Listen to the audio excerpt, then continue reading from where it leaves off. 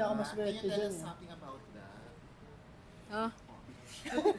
Pauline. Natuwa kami kasi naalala niya kami. Grabe Tas naman, par- parang hindi mo na yung makakalala. Oo, kasi mula ng last namin na na-meet siya, yung concert niya dito. Ang dami na nang napuntahan, syempre. So, wala, nakakatuwa kasi parang yung pag-meet niya sa amin, para kaming old friends na, oy, mga ganun."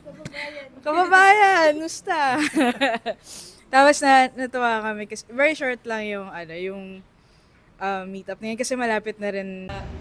Sobrang ang warm nung parang pag-welcome niya sa amin dun sa area ng holding room niya. Tsaka binati niya yung cover namin nung Bagay Aziza, niya. may bagay niya. Wow. Sabi niya, I like your cover. Tapos hindi namin in-expect na napanood niya na pala yun. Oh, so are we expecting another collab with Ed soon? Pangarap po namin. Expect natin lahat. Manifest, Expect at i-manifest. Diba?